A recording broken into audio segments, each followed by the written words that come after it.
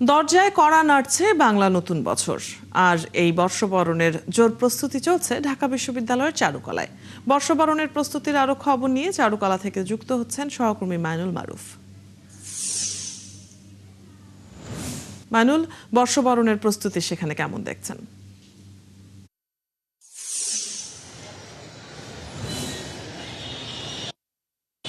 অদিতি, একদম কিন্তু শেষ মুহূর্তে প্রস্তুতি চলছে এবং এখানে মোট 5টি মোটিভ তৈরির কাজ কিন্তু চলছে এবং ভেতরে কিন্তু রং বেরঙের মুখোশ থেকে শুরু করে আমরা বর্ষবরণের উৎসবের সময় যেমন রঙের বাহারি মুখোশ দেখি, তার কিন্তু কাজ চলছে।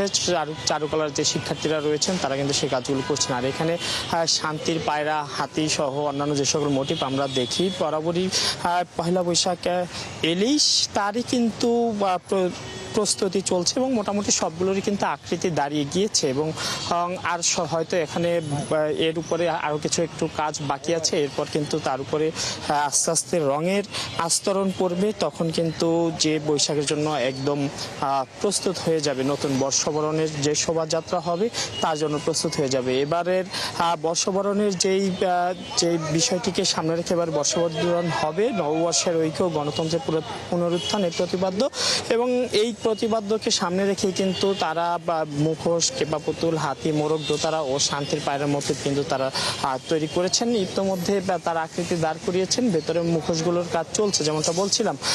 এবং এই চিত্রকর্মগুলো যদি আমি বলি যে আমরা বরাবরই কিন্তু দেখি যে বিভিন্ন দেশের বর্তমান ইস্যুভিত্তিক কয়েকটি কিন্তু স্কাল্পচারও থাকে বা মোটিভও থাকে, তারই কিন্তু আমরা দেখছি যে এখানে কিন্তু একতারা রয়েছে। আমরা সাম্প্রতিক সময়ে বাউলদের উপরে হামলার ঘটনা দেখেছি, হয়তো সেই হামলার ঘটনার প্রতিবাদ স্বরূপ কিন্তু এখানে বাংলার ঐতিহ্যের একটি অংশ যেই একতারা, তারও কিন্তু একটি মোটিভ তৈরি হচ্ছে। সব মিলে বলা যায় যে চারুকলা বর্ষবরণের যেহেতু আর বাকি আছে, সব মিলে 5 থেকে 6 দিন আর শেষ মুহূর্তের একদম প্রস্তুতি চলছে। শিক্ষার্থীরাও বেশ কাজ করছেন, তারা বর্ষবরণের এই উৎসবটিকে যেহেতু বাঙালির। মাইনুল, আপনার মাধ্যমে আমরা দেখেও নিচ্ছিলাম চারুকলায় এই মুহূর্তে প্রস্তুতির যে কাজ চলছে তা। দর্শক, আমাদের সাথে সহকর্মী মাইনুল মারুফ যুক্ত ছিলেন।